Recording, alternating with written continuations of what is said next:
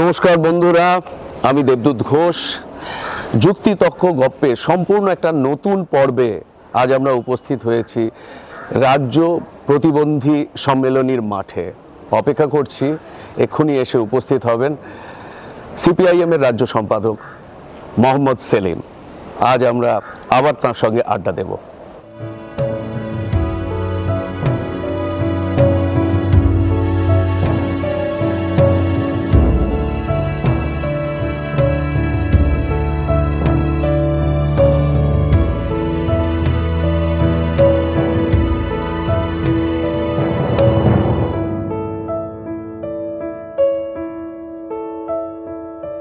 যুক্তিতক্ক গপ্পের সম্পূর্ণ নতুন পর্বে আজ আমরা আমাদের সঙ্গে পেয়েছি মোহাম্মদ সেলিমকে, রাজ্য সম্পাদক সিপিআইএমের। আমার সঙ্গেই রয়েছেন। প্রথমেই প্রশ্ন করব, এটা রাজ্য প্রতিবন্ধী সম্মেলনের জায়গা, এখানে আপনি সকালবেলা কি করছেন? না দেখো, ছুটির দিন যদি পাই, আমরা খুব ছুটি কম পাই, কিন্তু শনি রবি সাধারণত রুটিন ওয়ার্কের বাইরে এই ধরনের কোনো শিক্ষা প্রতিষ্ঠান, লাইব্রেরি, কোচিং সেন্টার, বাচ্চাদের বিশেষ স্প্যাস্টিক্স বা অনাথ আশ্রম বা এই ধরনের প্রতিবন্ধী কীভাবে কাজ হচ্ছে, কেমন কাজ হচ্ছে, কাদের নিয়ে কাজ হচ্ছে, তাদের সাথে কিছু সময় কাটলে ভালোই লাগে, নিজের ব্যাটারি চার্জ হয়ে যায়। আসুন আমরা চলতে চলতে কথা বলি। দেখুন, ঢেকি স্বর্গে গিয়েও ধান ভাঙে, আর আপনাকে যখন পেয়েছি কিছু রাজনীতির কথা হবে গল্পের ছলে। আমি যখন ঠিক নেই আমি স্বর্গে যাবো কি যাবো না, স্বর্গ আছে কি নেই, সুতরাং এখানে ধান ভাঙা শুরু। আমি নিশ্চিত স্বর্গ নেই, স্বর্গ যদি তৈরি করতে হয় এখানেই তৈরি করতে হবে। अगर कहीं है स्वर्ग तो उतार लाज जमीन पर, সিলিন্ডারের কথা। হ্যাঁ।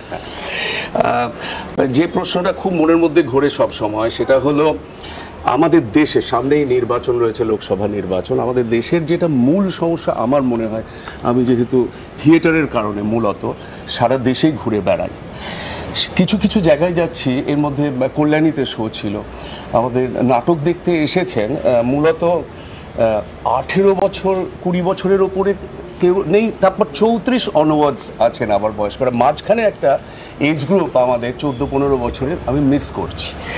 সে আর একটা জিনিস হচ্ছে 45 বছরের মধ্যে বেকারত্বের সমস্যা এখন সর্বাধিক। 2 নম্বর হচ্ছে প্রতি ঘন্টায় 2 জন করে বেকার আত্মহত্যার পথ বেছে নিচ্ছে, যেগুলো আমাদের কাছে খুব ডিপ্রেসিং। এই যে একটা ক্ষেত্র তৈরি হয়েছে যেখানে কাজের কিন্তু খুব অভাব রয়েছে, মূলত সেটা শিক্ষিত ছাত্রছাত্রী হোক বা স্বল্প শিক্ষিত গ্রামের মানুষ, তাদের ক্ষেত্রেই হোক। এই যে একটা সমস্যা সারা দেশের, অথচ বিরাট করে মন্দির উদ্বোধন হচ্ছে। গুজরাট নাকি মডেল, গুজরাটে গত 3 বছরে তথ্য পেলাম যে 25,000 বেকার আত্মহত্যার পথ বেছে নিয়েছে। এই অবস্থাটাতে আমার মনে হয় আপনারা নির্বাচনে প্রতিদ্বন্দ্বিতা করতে যাচ্ছেন দল হিসেবে, সেখানে আপনাদের ভাবনাটা কি? কল্যাণী বললে নাটকের লোক বলে বলি, কল্যাণীতে এরকম গেছিলাম, নাট্যচর্চা কেন্দ্র আছে, সেখানে ফেস্টিভ্যাল হয়, আবার নাটক ছোটো ছোটো বাচ্চাদেরকে নাটকও শেখায়, তরুণদেরও শেখায়। আসলে এই তরুণ প্রজন্ম, কিশোর কিশোরী, যুবক যুবতীদেরকে এইভাবে অ্যাক্টিভ একটা কাজকর্মের মধ্যে নিয়ে আসতে হয় তাদের শারীরিক মানসিক বিকাশের জন্য। আর কালেকটিভলি যদি হয়, হতাশা গ্রাস করে না। এটা ঠিক তুই যেটা বললে, এটা তো খুব গ্লুমি পিকচার গোটা দেশের অর্থনীতির। এবং দক্ষ অদক্ষ, স্কিল সেমি স্কিল্ড বা তোমার গিয়ে শিক্ষিত উচ্চশিক্ষিত, এই সব অংশে বেকারি আছে। তাও কি একদম অদক্ষ শ্রমিক এখন পশ্চিমবঙ্গ হচ্ছে, কয়েকটা আগে ছিল বিহার বা আন্ধ্রা বা উত্তরপ্রদেশ, পূর্ব উত্তরপ্রদেশ। এখন পশ্চিমবঙ্গ হচ্ছে এই অদক্ষ শ্রমিকের সাপ্লাই একটা বড় জায়গা হয়ে গিয়েছে, কারণ স্কুল থেকে ড্রপ আউটস হচ্ছে। আর একটা আওয়াজ চলে গিয়েছে, ছেলে মেয়েদের পড়ে কী হবে, শিক্ষিতরা তো রাস্তায় দাঁড়িয়ে, শিক্ষকের যে নিয়োগের দুর্নীতি হয়েছে, প্রতিদিন রাস্তায় বসে আছে, স্কুলের মাদ্রাসায় না পড়িয়ে তারা চাকরির জন্য এখন হাপিত্তেশ করছে। কদিন আগে তুমি দেখলে উত্তরপ্রদেশে কনস্টেবলের চাকরির জন্য কানপুর স্টেশনে একটা ছবি ভাইরাল হলো, হাজার হাজার লোক, লাখ লাখ হচ্ছে অ্যাপ্লিকেন্টস, মানে কোনো সীমানা নেই। আমরা হচ্ছে হাইয়েস্ট এভার আনএমপ্লয়মেন্ট সিচুয়েশনে ফেস করছি। সেখানে তুমি যে বয়সটার কথা বললে, আরও বিপদ হচ্ছে, একদম টিনেজার্স, তাদের মধ্যে আবার নতুন একটা আশাবাদ জাগে। কিন্তু যাদের সংসার পাতার কথা, বিয়ে করার কথা, রোজগার করার কথা, পরিবারের মা বাবুদের দেখার কথা, মোটা বাড়িঘর খোঁজার কথা, সেটা সেটেল হওয়ার কথা, তারা খুব আনসেটেলড। সুতরাং তাদেরকে তুমি এক্সপেক্ট করতে পারো না, খুব একটা মানে দোষও দিতে পারো না, তারা হতাশ হয়েছে। বলেছিল মোদি হ্যাঁ তো মুমকিন হ্যাঁ, বছরে 2 কোটি বেকারকে কাজ দেবে, অনেকে সেই ভাবতে চলে গিয়েছিল, কিন্তু হয়নি। Post office, bank, insurance, airlines, airport, port, এসব জায়গায় দেখবে রিক্রুটমেন্ট হচ্ছে না, কোনো বিজ্ঞাপন আসছে না। তার মধ্যে সবচেয়ে খারাপ অবস্থা হয়েছে SC ST, আগে কিছু চাকরি হতো কিন্তু ব্যাকলগ ছিল, তো স্পেশাল ড্রাইভ হতো, কোনো আজকে বিজ্ঞাপন দেখো স্পেশাল ড্রাইভ হচ্ছে, শেষ হয়ে যাচ্ছে। ভালনারেবল সেকশন, প্রান্তিক মানুষ, রুরাল, গ্রামের জায়গায় দাঁড়িয়ে দেখবে। শহরে তাও কী হয় না, আন্ডার এমপ্লয়মেন্ট হয়ে যায়, সুইগিতে যাচ্ছে, গিগ ওয়ার্কার হয়ে যাচ্ছে, ডেলিভারি বয় হয়ে যাচ্ছে, মলে কাজ করছে, সিকিউরিটি গার্ড হয়ে যাচ্ছে, ATM এর সামনে, হোটেল রেস্টুরেন্টে কাজ করছে, আন্ডার এমপ্লয়মেন্ট। কিন্তু কিছু তো করতে পারে। আমি সেদিন দেখলাম একজন MA, তোমার নদিয়ারই MA B.Ed পাস করা ছেলে, সে হচ্ছে ডেলিভারি বয়। কারণ সে হচ্ছে আমাকে কিছু তো রোজগার পাচ্ছি আমি, বা এটা কোনো কাজই খারাপ না আমরা মনে করি, কিন্তু এটা আন্ডার এমপ্লয়মেন্ট। তার যোগ্যতা, শিক্ষতা, দক্ষতা, তার যে পেশা হয়েছে, আর তার যেটা নেশা ছিল, নাটক করবে, কবিতা লিখবে, গান করবে, বা আর একটু অবসর সময় দেবে, সেটা নেই। তাই এই অবসর সময়টা পাচ্ছে না, সে মানে অনেক বেশি ডিউরেসে কাজ করতে হচ্ছে, অনেক বেশিক্ষণ ধরে কাজ করতে হচ্ছে। এই যে ইনসাফ ব্রিগেড হলো, মীনাক্ষীরা, যুবরাজের লড়াই করলো, আসলে তো এটাই ওদের প্রতি অন্যায় হচ্ছে, একটা প্রজন্মের প্রতি অন্যায় হচ্ছে। আমাদের রাজ্যে মমতা ব্যানার্জি বলেছিল একেবারে পাস করবে মাদ্রাসা বোর্ড বা মাধ্যমিক, তার সঙ্গে তুমি অ্যাপয়েন্টমেন্ট লেটার পেয়ে যাবে। লোকেরা আশাও করেছিল, এটা হয় না। কারণ যদি কলকারখানা না হয়, শিল্প না হয়, অফিস আদালত না হয়, এমপ্লয়মেন্ট যদি জেনারেট না করা হয়, ভ্যাকেন্সি যদি না থাকে, রাজ্য এবং কেন্দ্র সরকারের লক্ষ লক্ষ পদ জাস্ট খালি আছে। এখন ধরো এই যে কেন্দ্র বাহিনী আসছে ভোটের জন্য, কেন আসছে? আসা উচিত নয়, রাজ্যের আইন শৃঙ্খলা ব্যাপার, কিন্তু পুলিশ নেই। আর যে পুলিশ আছে তারা থানায় নেই, তারা ধর্ষণ হলে, খুন হলে সেখানে যাবে না। এই যে তুমি সন্দেশখালীতে কেন দেখছো? অ্যাবসেন্স অফ গভর্নেন্স টোটালি, বা গভর্নেন্সটাকে আউটসোর্স করে দেওয়া হয়েছে, শাহজাহানের মতো মডেলকে দেওয়া হয়েছে, একটা লোকাল ফ্র্যাঞ্চাইজ দেওয়া হয়েছে, আউটসোর্সিং। তুমি যেমন অনেক সরকার ফ্যাক্টরিতে মাল তৈরি করছে, কিন্তু দোকান করে একটা কোম্পানি সব নিজে নিজে খুলছে, ফ্র্যাঞ্চাইজি মডেল। তো এই রাজনীতিটা হচ্ছে ফ্র্যাঞ্চাইজি মডেল। হ্যাঁ, মোদি একটা সাইনবোর্ড লাগিয়ে বা মমতা অভিষেকের সাইনবোর্ড লাগিয়ে তুমি একটা দোকান খুলে নাও, লুট করো, চুরি করো, ধর্ষণ করো, খুন করো, তুমি কেন্দ্রীয় বাহিনী তোমাকে পাহারা দেবে তুমি যদি বিজেপি ঝান্ডা লাগিয়ে নাও, আর রাজ্য বাহিনী পাহারা দেবে তুমি যদি রাজ্যের। আর মাঝে মধ্যে কি হবে, তুমি যদি রাজ্য শাসক দলের সঙ্গে আছো, তাহলে কেন্দ্র EDCB একটু পাঠাবে, মারচার খাবে, বা কণ্ঠস্বর নেওয়ার চেষ্টা করবে। আর উল্টো দিকে তুমি যদি অল ইন্ডিয়া পার্টিতে রাজ্যের শাসক দল থাকো, কেন্দ্রের শাসক দলে, তাহলে কেন্দ্র বাহিনী তোমাকে পাহারা দেবে, আর রাজ্য শাসক দল মাঝে মাঝে CID হুমকি দেবে, কিন্তু কোনো অপরাধী শাস্তি পাবে না। তারা বড় অংশের জেনারেশনের ইয়াং ছেলেদেরকে এই অপরাধ জগতে টেনে নিয়ে যাওয়া হচ্ছে। এদিকে রোজগার নেই, ব্ল্যাক চ্যানেল আছে, হোয়াইট চ্যানেল নেই। তাহলে রুরাল, গ্রামের, শহর, আধা শহর, এবং সবচেয়ে বেশি গ্রামে, রুরাল ইন্ডিয়া হোক বা রুরাল বেঙ্গল হোক, তার যে ট্রেডিশনাল মডেল ছিল, ইকোনমিক স্ট্রাকচার ছিল, সেটা ভেঙে চৌচির হয়ে গেছে। এই বালিখাদান, কয়লা পাচার, হ্যাঁ, তো চাষ আর লাভজনক থাকছে না, কারণ ইনপুট কস্ট এত বেড়ে গেছে। আলু, এইবারে আলু ক্ষতি হয়ে গেল, গতবারে ক্ষতি হয়ে গেছে, তো পরপর দুবার ক্ষতি হলে কে চাষে যাবে কি? অথচ আমরা বেশি দামে কিনছি। তো এই যে একটা মাঝখানে মধ্যস্বত্ব ভোগী তৈরি হয়েছে, আর তারাই পয়সা দেয় অ্যাডভান্স, যারাই লুট করছে, বলে দেশের অর্থনীতি এগিয়ে গেল। আসলে ওদের যে মুনাফা হচ্ছে, সেই মুনাফার স্বার্থেই ওরা যে সিস্টেমটা তৈরি করেছে, সেখানে কিছু রকম ভাড়াটে পুষছে। দৈপায়ন ভট্টাচার্য যেটা লেখা লিখেছিলেন EPWD-তে, সেটা হচ্ছে যে ফ্র্যাঞ্চাইজি মডেল। তাহলে লোকাল মাতব্বর বা তালেবর থাকবে। মমতা ব্যানার্জি বলবেন পুলিশ যাবে না যদি ব্লক সভাপতি না বলে, আর পুলিশ বলবে আমার কি আপনারা মিটিয়ে নেন, তারপরে নির্যাতন হোক, খুন হোক, লুট হোক। এই চক্রটা যদি না ভাঙো, হতাশা কাটবে না। তো এটা নতুন প্রজন্ম চাইছে, ইনসাফ মানে, ন্যায় মানে, যে আমরা এটা করতে চাই, আমরা এটা লড়তে চাই না। লড়ে জমি যাদের লুট করে নিয়েছিল, যেই লড়লো মহিলারা, এখন বলছে সুসুর করে বলছে তাহলে দুয়ারে সরকারটা নাটক ছিল, আর এখন সরকার দুয়ারে গিয়ে বলছে করোনার চেয়ে তো কার্য বিষয় ফেরত দিয়ে দিচ্ছি। আপনার কথা শুনে এটা বুঝতে পারলাম যে আমাদের রাজ্যবাসী যারা, তারা সার্বিকভাবে একটা, আমি কি বলবো, অপারেশনের মধ্যে দিয়ে বেঁচে রয়েছেন। আমি বলছি এর মধ্যে যুব সমাজ একটা বড় অংশ। আমি বলছি আপনারা ভোট চাইতে যাবেন, এই সময়টা আমরা যুব সমাজকে, আপনারা পার্টির তরফ থেকে আপনাদের তো প্রস্তাব থাকবে যে আমরা কি শিল্প করব, চাষের ক্ষেত্রে কি করব, এগুলো তো নিশ্চয়ই আপনাদের কেন্দ্রীয় স্তরে আলোচনা হয়। সেইটা যদি আমাদের দর্শকদের জন্য একটু বলেন। সবচেয়ে প্রথম হচ্ছে এই যে অপ্রেসিভ সিচুয়েশন থাকে, তার একটা ডিপ্রেশনের মোড তৈরি হয়। তো আমাদের বামপন্থা, লাল ঝান্ডা, সংগঠন, আন্দোলন, কালেকটিভিজম একসঙ্গে থাকলে অনেকটা ডিপ্রেশনটা কাটে, একটা আশাবাদ তৈরি হয়। তুই যখন নাটক করা দেখবে, বামপন্থা বানাচ্ছে, গান হচ্ছে, বানাচ্ছে, তুই যদি রানার শোনো, তাহলে হচ্ছে ভোর তো হয়েছে, আকাশ হয়েছে হয়েছে লাল, লাল। হ্যাঁ, তারপরে এই দুঃখের কাল কেটে যাবে। হয়েছে। তো লাল ঝান্ডা বামপন্থা মানে হচ্ছে এই আশাবাদ জায়গায়, তাতে আত্মহত্যার রেটটা কিন্তু যেভাবে গুজরাটে বাড়বে পশ্চিমবঙ্গে সেটা বাড়বে না। একবার লড়ে দেখি না, শেষ কামড় দিয়ে দেখি না, দেয়ালে পিঠ ঠেকলে হয়। তো সেই লড়াইয়ের মধ্যে আছি।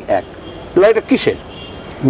ন্যায়ের মানে কি? আমাদের সংবিধান বলেছিল যে আমরা সংবিধান, স্বাধীনতা মানে হচ্ছে আমরা অর্থনৈতিক, রাজনৈতিক এবং সামাজিক ন্যায় প্রতিষ্ঠা করব। আজকে এই যে অন্যায় হচ্ছে, যেটা বললে বেকারিটা, এই হচ্ছে অর্থনৈতিক অন্যায় হয়েছে। তার ন্যায় প্রতিষ্ঠা করার কথা ছিল, সবাইকে ইকুয়ালিটি দেওয়ার কথা ছিল, সাম্যের কথা বলা ছিল, ওই সবার সমান অধিকার, সমান সুযোগ দেওয়ার কথা ছিল। দুই হচ্ছে তোমার কি রাজনৈতিক, দেখো তুমি ভোট লড়তে পারবে না, নমিনেশন জয় হতে পারবে না, পরিণত হতে পারবে না। এই সন্দেশখালীতে 98% ভোট পেয়ে জিতেছে শাহজাহান জেলা পরিষদে, যখন তোমার কি তরুণ তুর্কি তৃণমূলের বলেছিল আমি নতুন ধরনের পঞ্চায়েত দেবো নবজোয়ারের নামে। তাহলে কোন ধরনের পঞ্চায়েত দিল? শিবু হাজরা আর শাহজাহান। এক বছরের পুরো না, মানুষ তাকে পাড়া ছাড়া করছে, সে লুকিয়ে বেড়াচ্ছে, এখন ধরা পড়েছে, গণ অভিযোগ আছে তার বিরুদ্ধে। তাহলে মানে কি? যে মানুষকে যদি একবার জাগানো যায়, তাহলে এই মানুষ যখন জমি ফিরে পেলো, বেকার তাহলে কাজের অধিকার ফিরে পাবে, তুমি স্বাস্থ্য অধিকার ফিরে পাবে, শিক্ষা অধিকার ফিরে পাবে। স্কুল বন্ধ হবে না স্কুল খুলবে, স্কুলে শিক্ষক নিয়োগ হবে না রাস্তায় দাঁড়িয়ে তারা ধর্ণা দেবে। এটা ঠিক হয় এই পলিটিক্যাল ইকোসিস্টেমটা। লুটের রাজত্ব চলবে না, সেখানে দাঁড়িয়ে একটা ন্যায় প্রতিষ্ঠা হবে। এটা বামপন্থীরা এটা করবে। আমরা করেছি, আমরা কৃষি জমি দিয়েছি, আমরা বলেছিলাম লাঙল যার জমি তার। এখন যদি জোর জুলুম হয় তাহলে কি হবে? জোর যার মুলুক তার। তাহলে এখন আমরা বললাম জল যার জাল তার, কিন্তু এখন যদি মনে করে এটা হচ্ছে যে জল পুলিশ যদি মনে করে না ভেরি নোনা জল ঢুকিয়ে দেওয়া হলো এবং সব বড় বড় কিছু মালিক হয়ে গেল, তাহলে লড়াই করে সেই অধিকারটা ফিরে পেতে হবে। আর তাতে ইকোনমিটা ভালো হলো। মানে ভূমি সংস্কার যখন হলো, গ্রামের মানুষের যে পয়সা এলো, তখন দোকান বাজার গঞ্জ গড়ে উঠলো, তখন আমাদের কলকারখানার দরকার হলো। আমরা এগুলো ধাপে ধাপে তার সেচের ব্যবস্থা করা হলো, 1 ফসলি জমিকে 2 ফসলি 3 ফসলি করা হলো। সেটাই শেষ নয়, তাহলে এটাকে ক্রপ ডাইভার্সিফাই করতে হবে। এখন নতুন ধরনের চাহিদা তৈরি হয়েছে, তাহলে আমার শিক্ষিত অংশ তার কৃষি বিজ্ঞানকে ব্যবহার করে সে মাঠে সোনা ফলাতে পারে। সোনার বাংলা তো গান গাইলে শুধু হবে না, আসলে তোমাকে তো সোনা দিয়ে মুড়ে দেওয়া যাবে না। এরা যারা অ্যাসপিরেশনাল জেনারেশনের কথা বলেছিল, মোদি বা মমতা, তারা বলেছিল তোমাকে একদম সোনায় মুড়ে দেবো, ইট ইজ ইম্পসিবল। ভোট আসলে আবার বলবে তোমাকে, হিন্দি গান ছিল পুরোনো, রোম্যান্স, যখন প্রেম হয় তখন প্রেমিকাকে প্রেমিক বলছে কहो তো আস মাসে চাঁদ তারে লে আও। আচ্ছা, কেউ কি চাঁদ তারে নিয়েছে? আমি না, তুমি প্রেম করার সময় বলেছো কি না বলেও কি চাঁদ তারা, তুই বাস্তববাদী, এখানে তোমার সঙ্গে মিল তার। কিন্তু যদি কেউ বলেও তারপরে বিয়ের পরে কিন্তু কেউ চাঁদ তারা চায়ও না। তাহলে ভোটের আগে এরকম, কালকে মোদি যেমন বললো আমি এই করবো সেই করবো, গ্যারান্টি দেবো, মমতা বলছে আমি বলেছি ইতিমধ্যেই পয়সা বাড়িয়ে দিয়েছি। ভোটের পরে কি হবে? ভোটের পরে কি হবে? তাহলে তোমার কাজ কোথায়? রোজগার। আর রোজগারের জন্য কলকারখানা গড়তেই হবে, কৃষিকে পরের পর্যায়ে নিয়ে যেতেই হবে। তো আমাকে এখনকার দিনে এই যে বায়োটেকনোলজি এমন ডেভেলপ করেছে তা প্রয়োগ করতেই হবে। আমরা গোটা পৃথিবীকে আমার মেধা দিয়ে, বিদ্যা দিয়ে, বুদ্ধি দিয়ে, দক্ষতা দিয়ে, শিক্ষা দিয়ে আমরা সার্ভিস করতে পারি। আর তা না হলে আমাদের ছেলেমেয়েরা এখন যাচ্ছে হরিয়ানায়, পুনায়, ব্যাঙ্গালোরে, তাদেরকে গাড়ি বুঝতে হবে, নাহলে ঘর বুঝতে হবে। তাই তো, তাই তো। একটু বসে কথা বলি। সেমটা একটু চা খেতে খেতে আড্ডা হোক, ভালো তো, গলাটা চলে জানা যায়। সেলিমদা, সম্প্রতি আপনি দেখেছেন যে আমরা সন্দেশখালীতে কয়েকজন বন্ধু মিলে, মূলত সাংস্কৃতিক জগতের মানুষ, খুব ভালো লেগেছে। আমি দেখলাম অনেকেই জ্বর হয়েছিল এবং যেভাবে গেলে তোমরা যথেষ্ট রিস্ক নিয়ে। কিছু নয়, মানুষের কথা তো শুনতে হবে, সেই জন্যে গিয়েছিলাম আমরা। ওখানে গিয়ে প্রথম যে প্রশ্নটা দিয়ে শুরু করেছিলাম, ওখানেও আমরা যেহেতু খুব সকাল সকাল পৌঁছেছি, একটা তো অভিযোগ চলছিল, একটা মিথ্যা প্রচার চলছিল যে ওখানকার মানুষ ওরা নন। আমরা বাড়ি গিয়ে দেখলাম যে মূলত মহিলারা রয়েছেন, পুরুষরা পাড়া ছাড়া, না হলে পরিযায়ী, এবং কেউ হয়তো রুটি মাখছিলেন, কেউ হয়তো একটু আলু ভাজবেন বলে রেডি হচ্ছিলেন। সেই হাতের কিন্তু তার হলুদ মাখা হাতেই মহিলারা বেরিয়ে এলেন, জাস্ট একটু সকালবেলা হঠাৎ এসে পড়েছি আমি যে দলটায় ছিলাম সেখানে আমরা তখন ছেলেরা ছিলাম, মন্দাক্রান্তা বা সীমাদি আমাদের সাথে ছিলেন না, ওরা বিমলদার সাথে ছিলেন। তো আমরা গিয়ে কথা বলছিলাম, আমি বাদশাহ, সৌরভ, জয়রাজও ছিল আমাদের সঙ্গে। ওখানে গিয়ে কথা বলে যেটা বুঝতে পারলাম, একটা কিন্তু জোর করে জমি দখল হয়েছে এবং মহিলাদের উপর যে শারীরিক অত্যাচার হয়েছে, যে নির্যাতন হয়েছে, সেটা এখন ধীরে ধীরে সবার সামনে প্রতিষ্ঠিত হচ্ছে। একটা মিথ্যা প্রচারও চলছিল যে এগুলো সত্যি নয় আর কি, আমরা কথা শুনতে গিয়ে যেটা বসে, সেটা হলো মূলত ক্ষমতাকে ব্যবহার করে, অর্থাৎ যে দল এখন রাজ্য চালাচ্ছে তাদের ক্ষমতাকে ব্যবহার করে কিছু দলেরই প্রতিনিধি যারা দায়িত্বে আছেন, কেউ পঞ্চায়েতে জিতেছেন, তো তারা কি করেছেন যে এলাকার মানুষের যে জমি ছিল যেখানে দুটো ধানের চাষ করতেন সেটা কেড়ে নিয়ে সেখানে জল ঢুকিয়ে তারা তাদের মাছের চাষ করছে এবং ক্ষতিপূরণ হিসেবে যে টাকাটুকু ওদের প্রাপ্য সেই টাকা বঞ্চিত করে রেখেছে। এখন ওখানে একটা আন্দোলন সংগঠিত হয়েছে, এই মানুষরা যে অত্যাচারিত হয়েছে তারা রাস্তায় নেমেছে, মূলত মহিলারা রাস্তায় নেমে পড়েছে। এখন আবার মিডিয়াতে একটা প্রচার চালিয়ে দেওয়া হচ্ছে যেটা যে এটা বোধহয় নন্দীগ্রামের মতো একটা গণ অভ্যুত্থান হচ্ছে। আমাদের প্রশ্ন আপনার কাছে, দুটো কি এক? এটা একমাত্র শুভেন্দু প্রথমে এটা বলে এবং তারপরে যে স্বাভাবিক এখন বিজেপি যা অবস্থা তাতে মিডিয়া হয়েই করে নেমে পড়ে ওদের ন্যারেটিভ। এক কি করে হতে পারে? তুমি নিজেই বললে তোমরা গেলে, কেউ হলুদ মাকে হাতে, কেউ মা রুটি বেলছে চলে এলো, আর প্রশাসন তোমাকে যেতে দিচ্ছিল না, সেরকম সকাল সকাল গেলে কার ঘুরে চলে। তাহলে নন্দীগ্রামে কি হয়েছিল? উল্টো এই শুভেন্দু, এই মমতা মাওবাদীদের নিয়ে গাছ ফেলে দিয়ে, রাস্তা কেটে দিয়ে প্রশাসন, পুলিশ এবং বাইরের সাংবাদিকদেরকে ভেতরে ঢুকতে দিচ্ছিল না, রাজনৈতিক কর্মীদের আমাদের ঢুকতে দিচ্ছিল। আর এখানে তোমরা যেতে চাইছো, পুলিশ বাধা দিচ্ছে, 144 ধারা জারি করে দিয়েছে, আর ওখানকার মানুষ বেরিয়ে আসছেন, কথা বলতে চাইছেন। তার দুটো ভিত্তিভূমি এক না। দুই, তুমি নিজেই বললে, তুমি শুনলে এবং সবাই এখন জেনেছে যে জমি দখল হয়েছে। জমি দখল মানে কি? আসলে এই সুন্দরবন বদ্বীপ অঞ্চলে চড়া জেগেছে, বসতি বেড়েছে, কিছুটা জঙ্গল পরিষ্কার করা হয়েছে হিস্টোরিক্যালি। তারপরে জমিদার, নস্করদের জমিদার, এরা অনেক বিখ্যাত বিখ্যাত সব জমিদার ছিল, তাদের বিরুদ্ধে তেভাগা আন্দোলন হয়েছে, লাল ঝান্ডা নিয়ে কৃষক সভা লড়াই করেছে, উদ্বাস্তু পুনর্বাসন হয়েছে। তাহলে একদিকে উদ্বাস্তু পুনর্বাসনের জন্য আমাদের যে নিঃশর্ত লিজ দলিল দেওয়া হয়েছে, তারপরে মালিকানা দেওয়া হয়েছে, বসতি গড়ে উঠেছে, কলোনি গড়ে উঠেছে, কলোনি পাড়া বলে। দুই, আমরা ভূমি সংস্কার করেছি, অপারেশন বর্গা করা হয়েছে, পাট্টা দেওয়া হয়েছে, জমি দেওয়া হয়েছে, জমি বন্টন হয়েছে। 13.5 লক্ষ কৃষক এই বাংলায় বামফ্রন্টের আমলে ভূমিহীন কৃষক জমি পেয়েছিল। এদের মধ্যে সবচেয়ে বেশি কারা পেয়েছিল? যারা সবচেয়ে ভূমিহীন, তার মানে আদিবাসী, তপশিলি, সংখ্যালঘু, এই প্রান্তিক অংশের মানুষ। তৃণমূল যখন তৈরি হয় এবং তারা প্রথম পরিবর্তনে যখন স্লোগান দেয়, শহরে কৃষক বলেছিল আলাদা কথা, গ্রামে এটাই বলেছিল, এই যে জমিদার যাদের জমি চলে গেল তাদের ছেলেপুলেদের সংগঠিত করে বলেছিল রসদ নিয়ে যে আমরা তোমাদের হারানো জমি আবার পুনরুদ্ধার করব। তাহলে এটা হচ্ছে রিভার্সাল অফ ল্যান্ড রিফর্ম।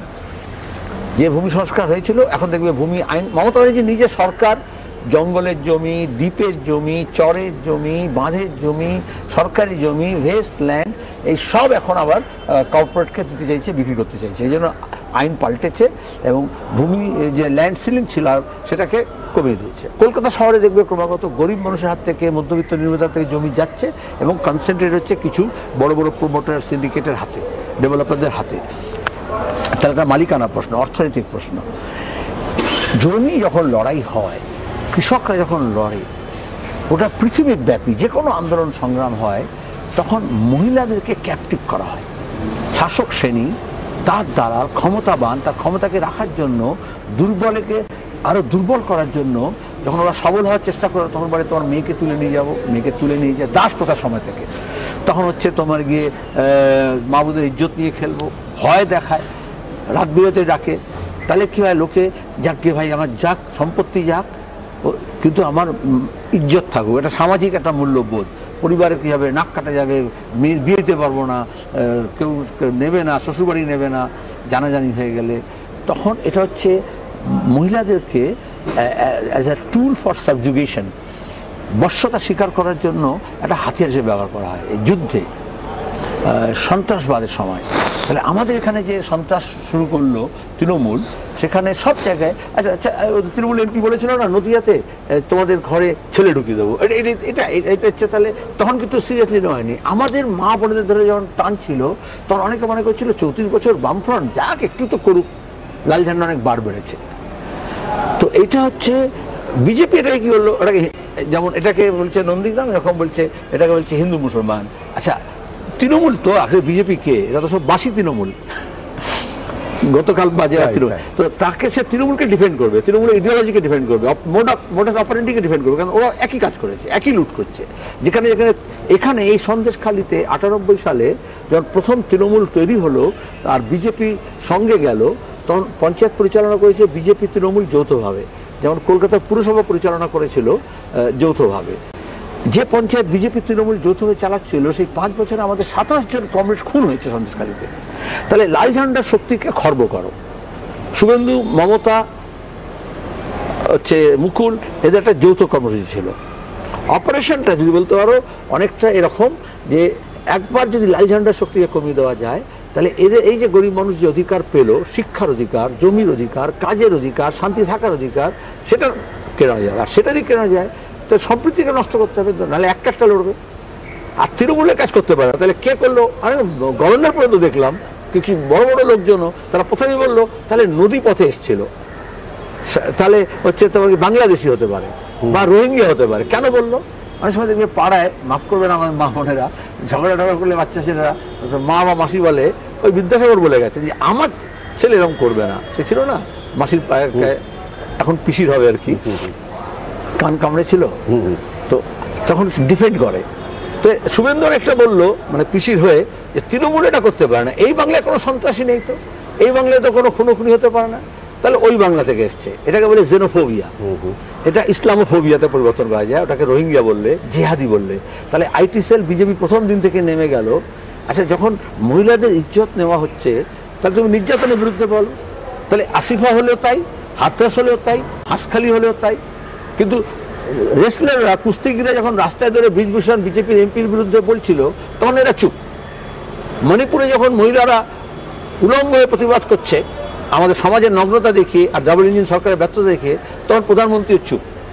কিন্তু এটাকে এই বিচ্ছিন্নতাটা তো আমরা বুঝতেই পারছি, আলাদা করে দেখানোর একটা চেষ্টা। তার কারণ উত্তরপ্রদেশে গত বুধবার দুটি বোন, দুজনেই কিশোরী, এবং তারা দুজনে মানে দুর্বিষহ একটি চিত্র সমাজে উঠে এসেছে। একটা ওড়নার দুদিক দুজনে গলায় দিয়ে গণধর্ষণ হয়েছিল এবং তারা দুজনে ঝুলে পড়েছে। এই তো চিত্র।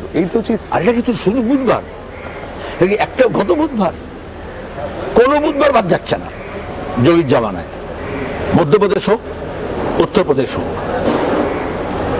প্রত্যেকবার এ ধরনের ঘটনা ঘটছে। আর যখনই ঘটনা ঘটছে তখন এটা দেখাচ্ছে কে দলিত, কে তপশিলি, কে আদিবাসী। এবং সবসময় জানো এই মহিলাদের ক্ষেত্রে সবচেয়ে ভালনারেবল সেকশনকে তো করে।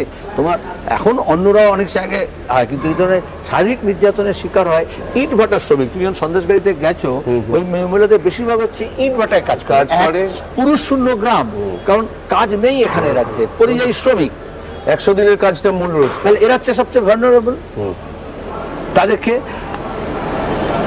আচ্ছা নন্দীগ্রামে কি ধরনের কি অভিযোগ ছিল? বরঞ্চ এই তালপাড়ে কিছু বুদ্ধিজীবী, তোমাদের, আমি বুদ্ধিজীবী বলি না, তারা একটা মিথ্যা, এখন তাহলে গত 13 বছরে কাউকে শাস্তি দেওয়া হলো না কেন? আমরা তো শাস্তি চাইছি অপরাধী। তাহলে এই যে এত খুন হয়ে গেল, এত নিখোঁজ হয়ে গেল, মমতা ব্যানার্জি কত বড় মিথ্যুক, এখন তো লোকে বুঝতে পারছে। আর শুভেন্দু মমতা একসঙ্গে একসঙ্গে বলেছিল, অনেকে তখন সেই দুজন এক হয়েছিল, 1 ইঞ্চি জমি নেওয়া হয়েছিল নন্দীগ্রামে। দুই একটা সরকারি প্রকল্প, কেন্দ্রীয় সরকারি প্রকল্প, কেমিক্যাল হাব, ভালো কি মন্দ আমি তার বিচারে যাচ্ছে না, সেটার জন্য জমি দরকার, তার জন্য উপকূলবর্তী এলাকা দরকার। আমাদের এখানে কেমিক্যাল হাবটা গোটা উপকূলের মধ্যে কোথায় হবে? তাহলে পশ্চিম ভারতে হবে, দক্ষিণ ভারতে হবে, না পূর্ব ভারতে হবে? আমাদের এক টুকরো উপকূল এলাকা, তার মধ্যে দীঘা আছে, তার মধ্যে সুন্দরবন আছে। তো সেখানে যেই দিন এই ধরনের কমিশন হলো, বুদ্ধদেব ভট্টাচার্য সেই সপ্তাহে বলে দিলেন যে কাউকে জমি নেওয়া হবে না।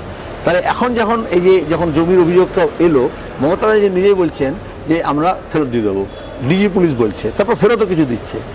তাহলে মমতা সরকার ফিরে আসার পরে, এখানে আসার পরে নন্দীগ্রামে কত লোকের জমি ফেরত দিতে হয়েছে?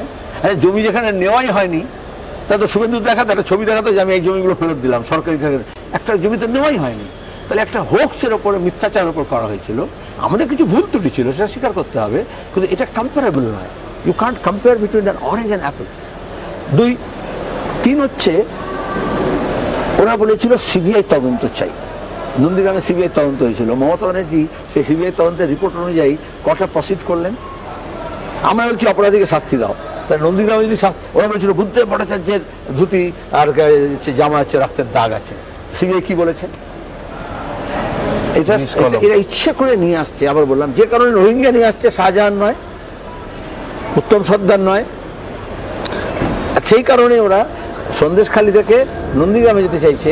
এটা হচ্ছে আজকে শুভেন্দু বিজেপি আছে, কালকে আবার তৃণমূল হতে পারে, তৃণমূল ব্র্যান্ডটাকে বদনাম করতে চাইছে না। সেলিম দা, আপনার কথার সূত্রেই মনের মধ্যে একটা প্রশ্ন জাগছে।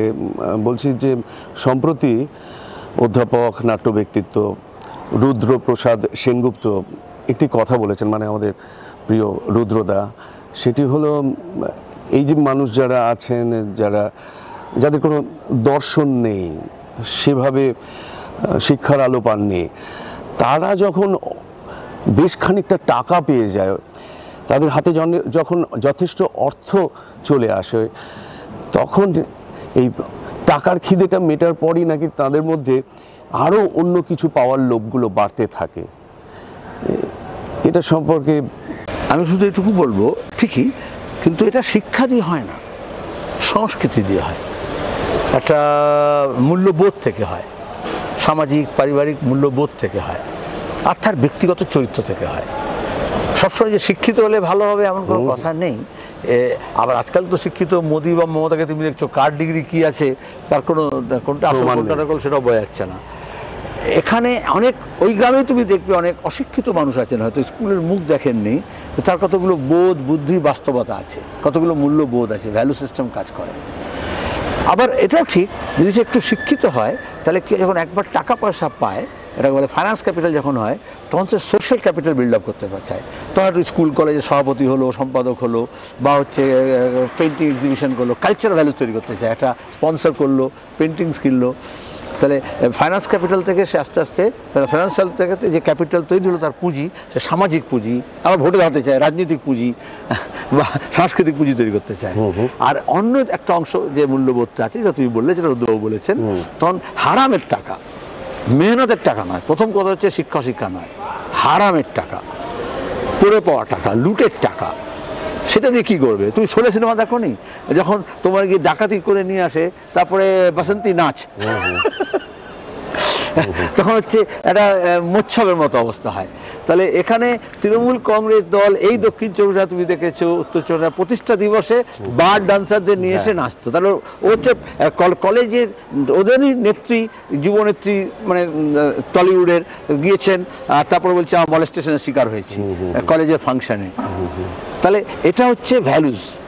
তৃণমূল কংগ্রেস বা মমতা ব্যানার্জি এই ভ্যালু সিস্টেমটাকে বাংলার এমন জায়গায় নিচে নামিয়ে দিয়েছেন, এক পড়ে পাওয়ার টাকা, এবার সেই টাকা কিভাবে ওড়াবে, মোচ্ছব করবে।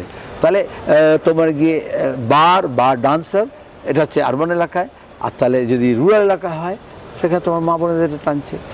সবচেয়ে বেশি মদের বাজার বিক্রি হয়েছে, সবচেয়ে বেশি সরকারের আয় হচ্ছে মদ থেকে।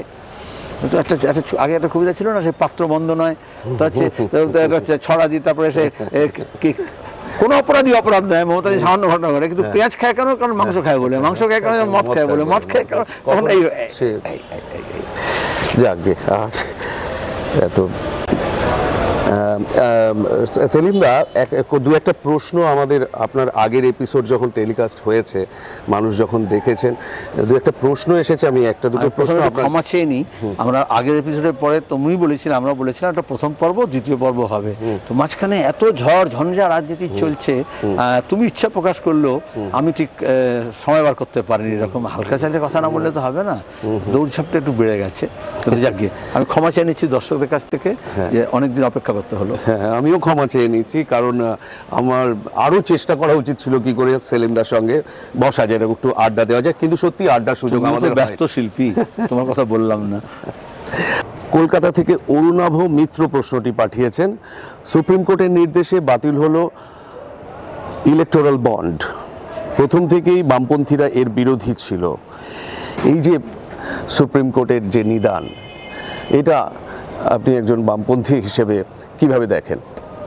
আর মানুষ কীভাবে দেখছে? এই যে তুমি বললে ইলেকটোরাল বাতিল শুরু করেনি, সুপ্রিম কোর্ট বললো এটা অসাংবিধানিক। দুই, এটা হচ্ছে পলিটিক্যাল কারাপশন। আর আমরা বলছি বিজেপি আমাদের দেশের মধ্যে তো বটেই, গোটা পৃথিবীর মধ্যে সবচেয়ে কারাপ পলিটিক্যাল পার্টি। যেটা করেছে, এই যে তুমি সন্দেশখালি বললে, বা কাটমানি আছে, বা এই যে দুর্নীতি আছে, 100 দিনের টাকা, তৃণমূল যা করছে, কয়লা পাচার, গরু পাচার, এগুলো দুর্নীতি, তার বিরুদ্ধে আমরা লড়ছি। আমরা বলছি 14 জেল ভরো। বিজেপি কী করলো, যেহেতু স্টেট পাওয়ার পেয়েছে, পার্লামেন্ট পেয়েছে, মেজরিটি পেয়েছে, তারা কারাপশনকে প্রাতিষ্ঠানিক রূপ দিল এবং আইনসম্মত করে দিল। তাহলে যখন এরা করছে তৃণমূল, তখন আমরা বলছি বেআইনি কাজ করছো, আর প্রধানমন্ত্রী এটাকে বললেন এটা আমি আইনসম্মত করছি। এটা হচ্ছে এক রকমের রাজনৈতিক তত্ত্ব দক্ষিণপন্থীদের, যে তুমি বাস্তবে সেটা খারাপ কাজ হলেও মানে আইনের দিক থেকে তুমি ওটাকে স্বতঃসিদ্ধ হবে। তারপর বলে এটা তো আইন বললো। আমরা সেই জন্যই আইন পাস হয়েছিল 2017 শেষে, আমি তখন পার্লামেন্টের মেম্বার, আমরা বিরোধিতা করেছিলাম, অনেকেই করেছিল, কিন্তু সিপিআইএম 18 ফেব্রুয়ারি মাসের 2 তারিখে আমরা সুপ্রিম কোর্টে গেলাম। সিপিএমের general secretary comrade Sitaram Yechury case করলেন, রিট পিটিশন ফাইল করলেন, একমাত্র রাজনৈতিক দল সিপিআইএম। তারা শুধু কেস ফাইল করলো না, পার্লামেন্টে বিরোধিতা করলো না, আমরা বললাম আমরা টাকা নেব না, এবং আমরা নিইনি। এটা হচ্ছে নীতিগত অবস্থান। কারণ যেটা আমরা, এবং সুপ্রিম কোর্ট যে অবজারভেশন দিয়েছে, আগামী বহুদিন রাজনৈতিক কারাপশন নিয়ে পড়াশোনা করলে বিশ্ববিদ্যালয়গুলোতে পৃথিবীর, এই আইন কেন হলো, এই আইনের সম্পর্কে অরুণ জেটলি কী ব্যাখ্যা দিয়েছিল, মোদি কী ব্যাখ্যা দিয়েছিলেন, কীভাবে কর্পোরেটের টাকা কারাপশনের পথে ঢুকলো, নির্বাচনী পদ্ধতিকে কিভাবে ছাড়খাড় করে দেওয়া হলো, গণতান্ত্রিক প্রতিষ্ঠানকে কীভাবে কর্পোরেটরা দখল করতে চাইলো, আগাম ঘুষ দিয়ে আমাদের ব্যাংক, পোস্ট অফিস, বন্দর, বিমানবন্দর, খনি, ঝর্ণা, নদী, পরিবেশ কিনে নেওয়ার চেষ্টা করলো। এই সব পাঠ্য বিষয় হবে, যাতে অন্য দেশের গণতন্ত্র এভাবে সর্বনাশ না হয়। তৃতীয়ত, যে টাকাগুলো অপারেটিভ পার্টে যে টাকা জমা হলো, আমরা বলছি তো মানুষের টাকা, কর্পোরেটের ফান্ড থেকে এসছে, কিন্তু এটাকে বাজেয়াপ্ত করতে হবে। এখন দেখতে হবে, কাউন্টডাউন শুরু হয়েছে। প্রথমে বলা হয়েছে লিস্ট টাঙাতে হবে কারা কারা দিয়েছে, ট্রান্সপারেন্সি নেই। মোদি প্রথম প্রধানমন্ত্রী 2014-তে 15 আগস্ট বক্তৃতা করেছেন লালকেল্লা দিয়ে, যে স্বচ্ছতা মানে ঝাড়ু দেওয়ার বললেন। আমরা বললাম বাংলায় স্বচ্ছতা মানে হচ্ছে ট্রান্সপারেন্সি। ওরা বলে পারদর্শিতা, আমরা বলি পারদর্শিতা হচ্ছে দক্ষতা। তো পারদর্শিতা দেখালেন মিথ্যে বলার এবং অন্যায়টাকে ন্যায় হিসেবে প্রতিষ্ঠা করার, যে কালো টাকা থাকবে না, সাদা টাকায় সব হবে। কিন্তু আসলে সবচেয়ে ক্যাশ রিচ পার্টি হচ্ছে বিজেপি, এত যে বৈভব দেখাচ্ছে। আমরা বললাম এই টাকা বাজেয়াপ্ত করতে হবে। আর স্বাধীনতার সম্পর্ক থেকে এটা হচ্ছিল, এটাকে বলে election funding, state funding of election. মানে এই যে সব ইলেকশন কমিশন কী করে, তুমি কটা চেয়ার ব্যবহার করছো, মানে pound foolish, penny wise pound foolish আর কি, তুমি কজন লোক এনেছো, কত খাবার হয়েছে সব হিসেব করে অ্যাকাউন্টসে। তোমাকে করতে হবে না, রাজনৈতিক দলগুলোকে খরচা করতে হবে না। তুমি যদি পার্লামেন্ট ইলেকশনে ঠিক করো যে যা তুমি ঊর্ধ্বসীমা খরচে ঠিক করেছো, যে যতগুলো ক্যান্ডিডেট লড়বে, সিরিয়াস ক্যান্ডিডেট পলিটিক্যাল পার্টিজের, তাদেরকে 1 কোটি করে দেওয়া হবে, এবং দেখবে যে 1 কোটির বেশি কেউ যাতে খরচ না করে, তাহলে কারো টাকা আসবে না, এটা ঘোষিত টাকা। তুমি এক্সিট রুটে তুমি পাহারা বসাচ্ছ, তুমি এন্ট্রি পয়েন্টে লাগো না, তাহলে এন্ট্রি পয়েন্টে তুমি কারাপশনটাকে খুলে দিয়েছো। আর এক্সিট রুটে হচ্ছে কত বেআইনিভাবে টাকা খরচা হচ্ছে, অস্ত্র ব্যবহার হচ্ছে, মাসলম্যান মানি পাওয়ার ব্যবহার হচ্ছে। এইখানে ইন্দ্রজিৎ গুপ্ত নেতৃত্বে একটা কমিটি তৈরি হয়েছিল 90-এর দশকে। তারা রেকমেন্ড করেছিল যে স্টেট ফান্ডিং হোক। তখন গভর্নমেন্ট বলেছিল, বিজেপি কংগ্রেস দুজনে বলেছিল যত টাকা কথা সরকারের কাছে, তাহলে রাজনৈতিক দলের কাছে টাকা আছে আর সরকারের কাছে টাকা নেই। আমাদের রাজ্যে যেরকম তৃণমূলের কাছে অনেক টাকা আছে, কিন্তু সরকারের কাছে টাকা নেই। সরকার বলছে আমি ভাতা দেবো কোত্থেকে, বকে আছে, আর অভিষেক ব্যানার্জি বলছে আমি আমার টাকা থেকে দিয়ে দেবো। তো এই টাকাটা আসছে কোত্থেকে? এটা হচ্ছে কর্পোরেট রুট। ওই অভিষেক ব্যানার্জির ডায়মন্ড হারবারে তুমি জানো, লকডাউনের সময় আইএফবি বলেছিল যে আমাকে 40 কোটি টাকা রাজনৈতিক চাঁদার জন্য ইলেকট্রাল বন্ড কিনতে হয়েছে, যেটা তোলাবাজি। এবং সেটা যে লোকগুলো এসে তাকে চাপ দিয়েছিল, ভাঙচুর করেছিল, তারা বলেছিল তারা অভিষেকের লোক। কোনো মিডিয়া এটা নিয়ে হয়েছে করলো না।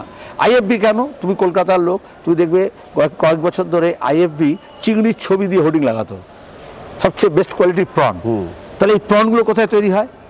মিনচাস, সন্দেশখালী, 1, 2, হাড়োয়া, মিনাখা, গোসাবা, বাসন্তী, ক্যানিং। তাহলে এই মুক্তাঞ্চলগুলো কোথায় করা হলো? এইখানে দাঁড়িয়ে তাহলে ওই কোম্পানিগুলোকে টাকা দিতে হবে কালীঘাটে, তা না হলে বেস্ট কোয়ালিটি অফ প্রন, যেটা এক্সপোর্ট কোয়ালিটি, ওরা প্রকিওর করতে পারবে না। তাহলে ব্রিটিশ জমানায় এরকম এই যে আড়ং হয়েছিল না, আড়ত হয়েছিল, যেখানে ওরা প্রকিওর করতো ন্যাচারাল যেসব প্রোডাক্ট প্রডিউসার আছে, আর বিক্রি করতো যেগুলো ওদের ওখান থেকে প্রোডাক্ট আছে। আমি বাংলা ভাষায় দেখবে একটা আড়ং আছে, একটা আড়ত আছে। তাহলে আড়ত হচ্ছে যেখানে মালগুলো আসতো এবং জমা হতো, আর আড়ং হচ্ছে যেখান থেকে মালগুলো বিক্রি হতো, মানে ইনকামিং অ্যান্ড আউটগোয়িং, এই যে মোবাইলে যেরকম ফ্যাসিলিটিস হয়। তাহলে এখানে এই সমস্ত আড়তগুলোতে শাহজাহানের মতো লোকেরা, শওকত মোল্লার মতো লোকেরা কন্ট্রোল করছে, এবং ওই কোম্পানিগুলো ইলেকট্রাল বন্ডে দিচ্ছে প্রকিউরমেন্টের জন্য। আর যখন এক্সপোর্ট করবে তখন বিজেপিকে দিতে হবে, কারণ ওটা আন্তর্জাতিক বাজারে যাবে। এরকম একটা উদাহরণ দিলাম, যেহেতু সন্দেশখালী এসছে, লোকে যাতে ভিজুয়ালাইজ করতে পারে। এবং প্রত্যেকটা ক্ষেত্রে কৃষি উৎপন্ন থেকে আরম্ভ করে স্মল স্কেল ইন্ডাস্ট্রি থেকে বাকি সব। এমনিতেই লকডাউনের পরে ছোট কারখানাগুলোর অবস্থা খুব খারাপ, ছোট ব্যবসায়ীদের অবস্থা খুব খারাপ। নোটবন্দির পরে আমাদের অর্থনীতির নিচু তলাটা পুরো ভেঙে গেছে। বেকার হয়েছে যেমন, সব অনেকে যারা ছোটো ছোটো কারখানার মালিক ছিল, দোকানের মালিক ছিল, তাদের অবস্থা চৌপাট হয়েছে। সেখানে হোয়াইট চ্যানেলকে নষ্ট করে দিয়ে একটা ব্ল্যাক চ্যানেল বানানো হয়েছে। এখানে হচ্ছে ইলেকট্রাল বন্ডটা এই ব্ল্যাক চ্যানেলকে ইনস্টিটিউশনালাইজ করেছিল সুপ্রিম কোর্ট অনেকদিন পরে, প্রধান বিচারপতির নেতৃত্বে 5 জনের বেঞ্চ। সিরিয়াসলি আমাদের সিঙ্গাপুরে, অক্সফোর্ডে, কেমব্রিজে যে রিসার্চ হয়েছিল ইলেকট্রাল বন্ড নিয়ে, সেই সব জায়গা থেকে তথ্য আহরণ করে তারা এটাকে প্লেস করেছেন, যেটা অর্থনীতি এবং রাজনৈতিক শাস্ত্রের জন্য খুব ভবিষ্যতের মানে ভীষণভাবে পাঠ্য জিনিস।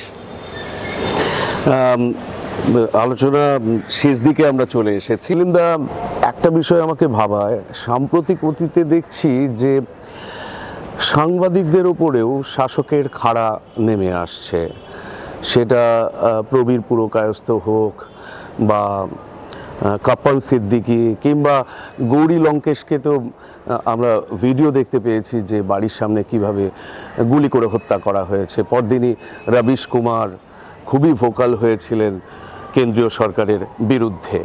আপনি দীর্ঘদিন রাজনীতি করছেন, ছাত্র রাজনীতি থেকে শুরু করে রাজ্যে মন্ত্রী থেকেছেন, লোকসভায় প্রতিনিধিত্ব করেছেন, রাজ্যসভায় প্রতিনিধিত্ব করেছেন। আপনি এই যে আক্রমণ নেমে আসছে, সেইটা কি চোখে দেখেন, কিভাবে দেখেন? মানে আগের সময় যে সময়গুলো আমরা দেখিনি, সেই সময়ও কি এই ধরনের অপারেশন ছিল, না এটা একটা নতুন ধরন, এটা যে কথা বলবে তাকে এইভাবে চুপ করিয়ে দেব? আগের প্রশ্নের সঙ্গে একটা লিঙ্ক আছে। যখন দুর্নীতি বাড়ে, রাজনৈতিক দল বা শাসক দল বা সরকার যখন কোনো নীতি, কোনো আইনের তোয়াক্কা করে না, যখন লুটতন্ত্র তৈরি হয়, এই দুর্নীতি দুষ্কৃতি ছাড়া সম্ভব নয়। তাহলে দুর্নীতি আর দুষ্কৃতির যোগ হয়।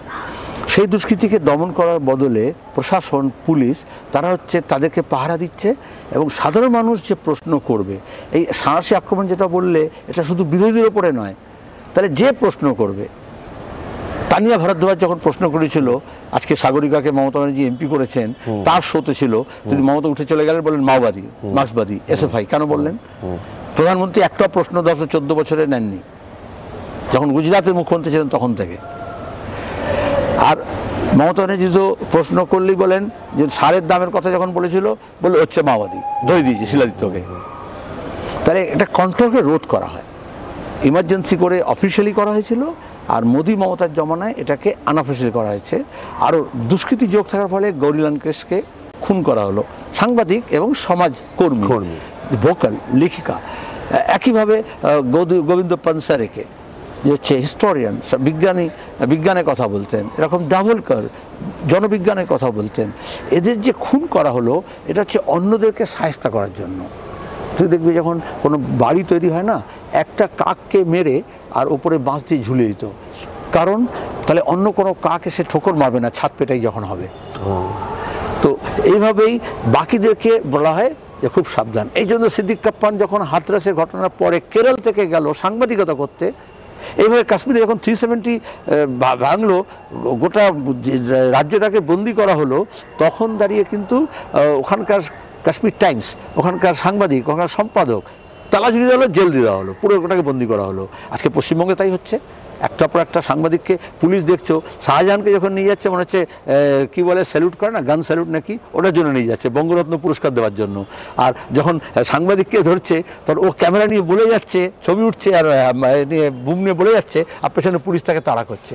নিরাপদ সর্দারকে যখন নিয়ে গেছে, এই বাঁশদড়ি থেকে তুলে নিয়ে গেছে, ধাক্কা ধাক্কি ঠেলা ঠেলি করে নিয়ে গেছে। সে একজন প্রাক্তন এমএলএ, একদিকে তাকে স্যার বলছে, আর অন্যদিকে উপর থেকে নির্দেশে তাকে কোনো ওয়ারেন্ট ছাড়া।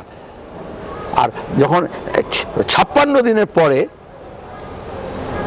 এখন 56 ছাতি এসে বলছে বাহাদুরি দেখাচ্ছে, ইডি সিবিআই মার খেলো, ইডি সিবিআইকে এগোতে দিল না। সেন্ট্রাল এজেন্সিস, মানুষ নামলেন, নিরাপদ সর্দারকে জেলে যেতে হলো, তোমাদের যেতে হলো, মীনাক্ষীকে যেতে হলো, সেখানে দাঁড়িয়ে আমাদেরকে যেতে হলো, 144 ভাঙতে হলো, সেই মানুষের পাশে দাঁড়াতে হলো, তারপর তাকে গ্রেপ্তার করেছে। তাও গ্রেপ্তারটা কীরকম তুমি বুঝতে পারছো সাজানো। তো গণতান্ত্রিক অধিকারকে খর্ব করা হচ্ছে, মিডিয়া একটা বড় রোল প্লে করে। তো দুর্ভাগ্য কি জানো, গৌরী লঙ্কেশ যখন খুন হলো, দিল্লি প্রেস ক্লাবে সাংবাদিকরা সভা ডেকেছিল, আমি সেখানে গিয়েছিলাম। এখানকার এমনকি প্রেস ক্লাবকে এমন করে দখল করা হয়েছে, আমি বলবো যে কেউ ট্যাপও করবে না, সেটা ঠিক নয়, প্রতিবাদ করতে হয়। সেলিমদা, অনেকক্ষণ কথা হলো আপনার সঙ্গে, আজ আর আপনাকে দেরি করাবো না, আটকাবো না। সামনেই লোকসভা নির্বাচন, আপনি আপনার দলের কাণ্ডারি, ইন্ডিয়া জোটেরও নেতা, আপনার একেবারে ভর্তি কর্মসূচি রয়েছে। আপনার সাফল্য কামনা করি, আপনার দলের সাফল্য কামনা করি। ধন্যবাদ।